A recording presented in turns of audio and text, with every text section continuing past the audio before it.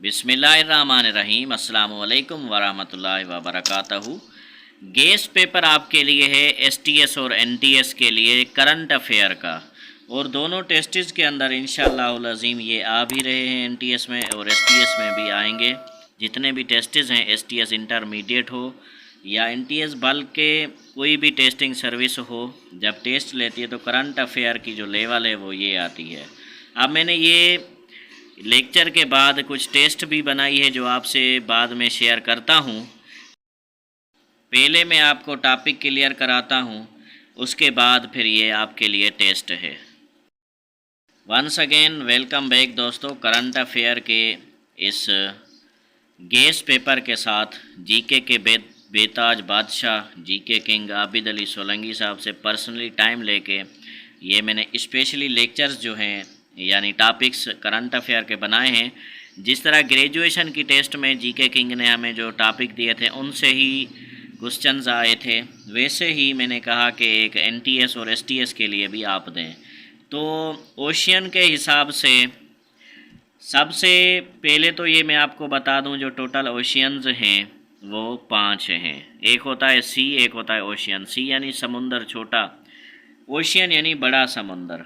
अब oceans total कितने हैं? 5 हैं। सबसे बड़ा जो ओशियन है वो है पैसिफिक ओशियन। दूसरे नंबर पे बड़ा यानी second biggest ocean Atlantic ocean है। अक्सर सवाल आता है सेकंड या थर्ड का, पॉसिबल है फर्स्ट का भी आ जाए, फोर्थ का भी आ जाए, फिफ्थ का भी आ जाए।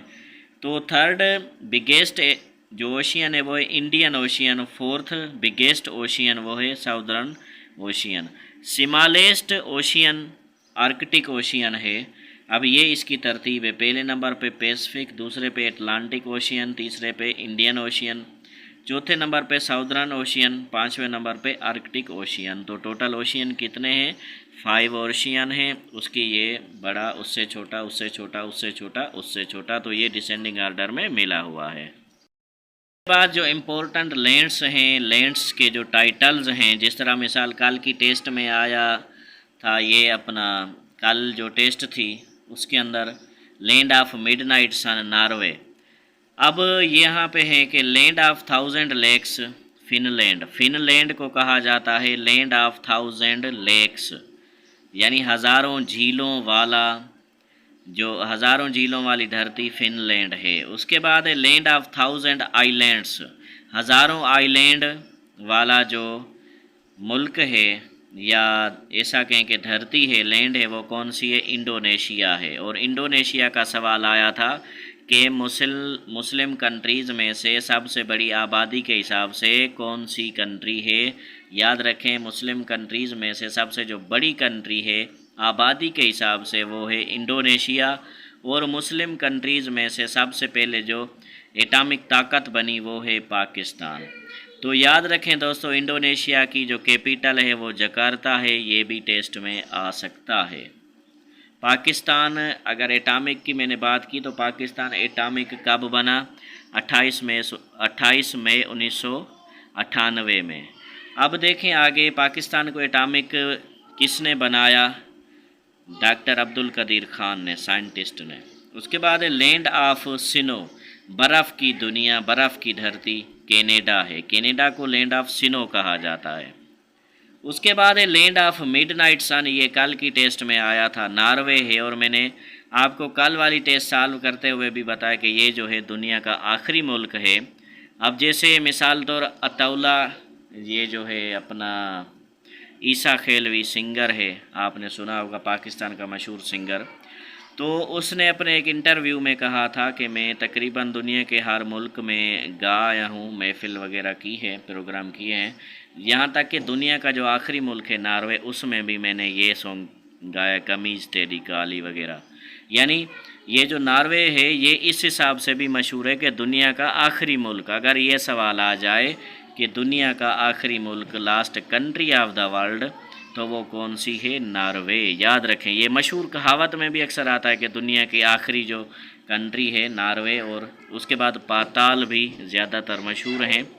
उसके बाद लैंड ऑफ मिडनाइट सन, आधी रात का सूरज कहा जाता है नॉर्वे को।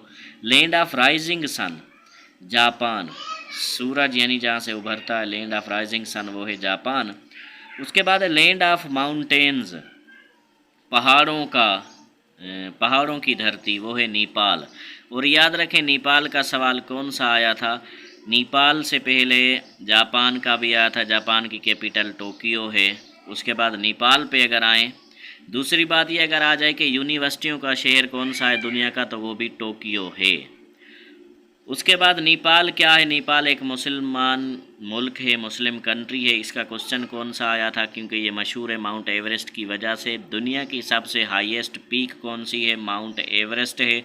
किस मुल्क में है, नेपाल में है। दुनिया की दूसरी बड़ी और पाकिस्तान की सबसे बड़ी जो माउंट है, पीक है, माउंट पीक, वो है K2 जो पाकिस्तान में है। पहली नंबर है नेपाल में, और नेपाल मुस्लिम मुल्क है। दूसरी पाकिस्तान में, वो भी मुस्लिम मुल्क है। उसके बाद है land of golden fibre. Golden fibre का जो सबसे बड़ा मुल्क है, या कहा जाता है कि गोल्डन फाइबर की धरती, तो वो कौन सी है, वो है बांग्लादेश। बांग्लादेश को गोल्डन फाइबर भी, लैंड ऑफ गोल्डन फाइबर भी कहा जाता है। याद रखें जो बांग्लादेश है ये दिसंबर 1971 में बना, ये क्वेश्चन भी आ सकता है। बांग्लादेश का ओल्ड नेम अगर आए तो ईस्ट पाकिस्तान कहते थे इसको, पाकिस्तान से अलग हुआ ये 1971 में। उसके बाद बांग्लादेश की कैपिटल जो है वो है अपना, क्या कहते हैं इसको, ढाका। और ढाका को मस्जिदों का शहर भी कहा जाता है।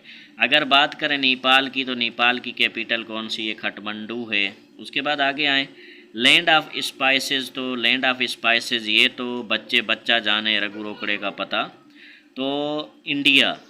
लैंड ऑफ स्पाइसेस कौन सा है, वो है इंडिया। यानी इंडिया में मसाले ज़्यादा खाए जाते हैं, ज़्यादा बनाए जाते हैं। मसालों का जो शौकीन मुल्क है, स्पेशली मसालों का भी, फिल्मों का भी, क्रिकेट का भी, वो है इंडिया। मशहूर बातें हैं ये। Land of spices India. Land of profits Palestine. तो पैगंबरों की धरती, नबियों की धरती, वो है फ़लस्तीन। अगर आ जाए कि लैंड ऑफ सेंट्स, जैसे ग्रेजुएशन टेस्ट में आया था, लैंड ऑफ सेंट्स है पाकिस्तान का मुल्तान सुल्तान। यानी लैंड ऑफ प्रॉफिट फ़लस्तीन है, पैलेस्टीन। उसके बाद लैंड ऑफ सेंट्स है मुल्तान। उसके बाद आगे आए land of white elephant, Thailand है। थाईलैंड में सफ़ेद कलर के हाथी होते हैं, इसलिए इसको लैंड ऑफ वाइट एलिफेंट कहा जाता है। तो अगर बात की जाए ऑल इंडिया मुस्लिम लीग की, इसके भी क्वेश्चन अक्सर आते रहते हैं। तो इसके क्वेश्चन जो हैं कि ऑल इंडिया मुस्लिम लीग कब बनी, 30 दिसंबर 1906 ढाका बांग्लादेश में बनी। अब आप देख रहे होंगे कि ऑल इंडिया मुस्लिम लीग तो पाकिस्तान की थी, मुसलमानों की थी, ये बांग्लादेश में क्यों बनी, तो याद रखें उस वक्त बांग्लादेश, इंडिया, पाकिस्तान एक ही चीज़ थी। अब हेड क्वार्टर जो है, हेड क्वार्टर कहाँ है, लखनऊ में है। यानी India, all India Muslim League का जो हेड क्वार्टर है वो लखनऊ में है। फर्स्ट प्रेसिडेंट जो है वो है sir Aga Khan. All India Muslim League का पहला सदर सर आगा खान। उसके बाद फर्स्ट सेक्रेटरी हसन बिलगरानी। यानी फर्स्ट सेक्रेटरी, फर्स्ट प्रेसिडेंट, ये नाम याद रखें। First president sir Aga Khan किस चीज़ का, ऑल इंडिया मुस्लिम लीग का। और फर्स्ट सेक्रेटरी हसन बिलगरानी। उसके बाद एक को सेक्रेटरी कौन था, को था सेक्रेटरी वकारुल मुल्क एंड मोहसिनुल मुल्क। उसके बाद है फर्स्ट सेशन, यानी ऑल इंडिया मुस्लिम लीग का पहला सेशन कब और कहाँ हुआ, 1907 में कराची में हुआ। सेकंड जो सेशन है वो है 1908 में हुआ इंडिया के शहर अमृतसर में। कौन से शहर में, अमृतसर में। उसके बाद सेकंड सेशन हेड, जो सेकंड सेशन का हेड था वो था अली इमाम। उसके बाद ये है कि कॉन्स्टिट्यूशन कॉल्ड, इस कॉन्स्टिट्यूशन को क्या कहा जाता है, ग्रीन बुक कहा जाता है। कायदे आज़म ने, ये मशहूर सवाल अक्सर टेस्टिस में आता रहता है, सवाल है कि कायदे आज़म ने मुस्लिम लीग कब ज्वाइन की, 1913 में। ये अक्सर मशहूर सवाल टेस्टिस में आता रहता है। लियाकत अली ख़ान ने कब all India Muslim league join की, 1923 में। फातिमा जिन्ना ने कब मुस्लिम लीग ज्वाइन की, 1939 में। उसके बाद है कि कायदे आज़म ऑल इंडिया मुस्लिम लीग का सदर कब बना, 1934 में, 1934 में। आपकी टेस्ट है, आप याद रख लें, NTS STS gas paper current affairs, Sunday 11 तारीख 6 महीना 2023, 11 जून 2023। इंशाअल्लाह उल अज़ीम मैं बाद में यही आपसे शेयर करूंगा, यही पेज डेट आप देख लें, इंशाअल्लाह इसमें से सवाल आएंगे। पहला क्वेश्चन है आपके लिए, how many oceans are there in the world? Option A 2, B 3, C 4, D 5। दूसरा है, second biggest ocean is dash ocean. Option A Atlantic, B Arctic, C Indian, 4 southern. 3 है, third biggest ocean is dash ocean. Option A southern, B Indian, C Arctic, D Atlantic. Number 4 है, the biggest ocean is dash ocean. Option A Indian, option B Pacific, option C southern, option D Atlantic. Number 5 है, smallest ocean is dash in the world. Option A Arctic, B Indian ocean, C southern ocean, या D none of them, इनमें से कोई नहीं। Number 6 है, fourth biggest ocean is dash ocean. तो इसका जो जवाब है वो है option A Atlantic, B Indian, C southern, D Arctic. आपकी टेस्ट है आपकी, यहाँ पास भी कर सकते हैं आप, इसको करें। मैंने सिर्फ ओशियंस की बनाई है, बाकी MCQs तो बने हुए हैं, आपसे शेयर कर रहा हूँ। ओशियंस के पहला, दूसरा, तीसरा, चौथा, पांचवा, उसके बाद लैंड्स के हैं। ये लैंड्स के आप यहाँ पास कर सकते हैं, ये मैंने ऑलरेडी आपसे शेयर किए हैं। उसके बाद ऑल इंडिया मुस्लिम लीग के बारे में जो भी क्वेश्चंस हैं ये हैं आपके सामने।